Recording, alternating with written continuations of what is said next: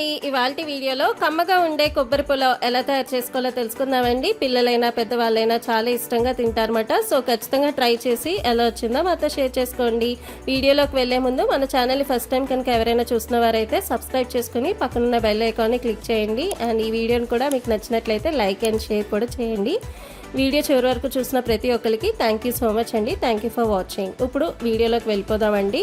ఇక్కడ అల్లము, వెల్లుల్లి రెబ్బలు, అలాగే ధనియాలు తీసుకున్నామండి. తీసుకున్నాక ఇప్పుడు మనం ఒక మిక్సీ జార్లోకి ధనియాలు 2 స్పూన్లు వేసుకొని ఫైన్ పౌడర్లా చేసుకున్నాక అల్లం వెల్లుల్లి కూడా వేసుకొని ఫైన్ పేస్ట్లా చేసుకున్నామండి. దాన్ని పక్కన పెట్టుకుని ఉంచుకున్నామట. మరొక మిక్సీ జార్లోకి కట్ చేసి పెట్టుకున్న కొబ్బరికాయ ముక్కల్ని వేసేసుకుని దీన్ని ఫైన్ పౌడర్లా చేసుకున్నామండి. ఇప్పుడు ఇందులోకి మనం 1 గ్లాస్ వాటర్ వేసుకొని కొబ్బరి పాలు కోసం మనం పాలు అనేవి ఎక్స్ట్రాక్ట్ చేస్తున్నామన్నమాట. ఈ యొక్క స్ట్రెయినర్ హెల్ప్ తోటి పాలు అనేవి తీసుకుంటున్నామండి. రొటీన్గా వెజిటబుల్ పులావ్లా కాకుండా ఒకసారి మీరు ఈ కొబ్బరి పులావ్ అనేది తయారు చేసుకోండి, చాలా బాగుంటుంది అనమాట.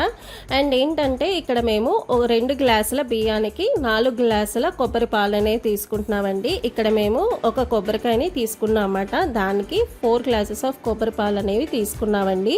కొబ్బరికాయని తీసుకునేటప్పుడు కొబ్బరికాయ కొంచెం ముదురుగా ఉండేది తీసుకోండి, ఎందుకంటే మనకి పాలు బాగా వస్తాయన్నమాట ముదురు కొబ్బరికాయ అయితే.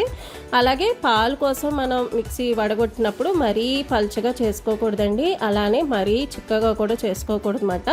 ఈ కన్సిస్టెన్సీలో ఉంటే మనకి పాలు అనేది బాగుంటుందండి. అండ్ ఇక్కడ చూపించిన విధంగా ఈ పేస్ట్ ఏదైతే ఉందో ఈ పేస్ట్ని యూస్ చేసి కొబ్బరి పులావ్ అనేది తయారు చేసుకుంటున్నాం అన్నమాట. అంటే ఇదే మసాలా పేస్ట్ అన్నమాట, ఇంకే ఎక్స్ట్రా మసాలా పౌడర్స్ యూస్ చేయమండి.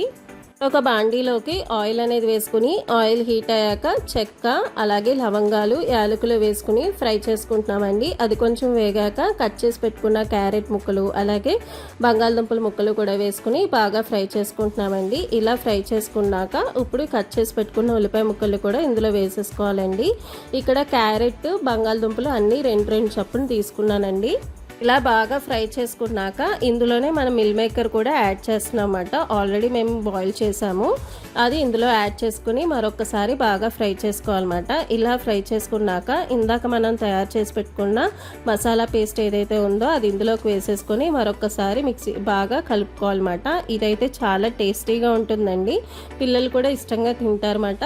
ఈ కొబ్బరి పులావ్లోకి మేమైతే రైతాతో సర్వ్ చేసుకుని తింటామండి. చూసారు కదండి, ఇప్పుడు మనం కొబ్బరి పాలు అనేవి యాడ్ చేసుకుంటామన్నమాట. ఇందాక నేను చెప్పినట్టు 2 గ్లాసుల బియ్యానికి 4 గ్లాసుల కొబ్బరి పాలు అనేవి ఇక్కడ వేస్తున్నామండి. ఆల్రెడీ నేను బియ్యం నానబెట్టుకుని ఉంచుకున్నానండి. నేనేం బాస్మతి రైస్ ఏమి యాడ్ చేయలేదండి, నార్మల్ రైసే. ఇక్కడ మీ టేస్ట్ తగ్గట్టు సాల్ట్ యాడ్ చేసుకుని కొబ్బరి పాలు కొంచెం మరిగాక ఈ రైస్ అనేది అందులో వేసేసుకోవడమే. చాలా సింపుల్గా అయిపోతుందండి. రొటీన్గా వెజ్ పులావ్లా కాకుండా ఒకసారి ఈ విధంగా ట్రై చేసి మీ ఇంట్లో వాళ్ళకి పెట్టండి, చాలా ఇష్టంగా తింటారన్నమాట. సో ఈ వీడియో కనుక మీకు నచ్చినట్లయితే లైక్ చేయండి, షేర్ చేయండి, సబ్స్క్రైబ్ చేయండి.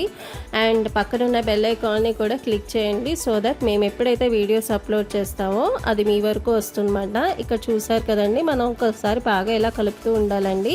లాస్ట్కి మనకి కొబ్బరి పులావ్తో రైస్ అయితే అయిపోయిందన్నమాట. చాలా సింపుల్గా ఈజీగా చేసుకోవచ్చండి ఈ కొబ్బరి పులావ్.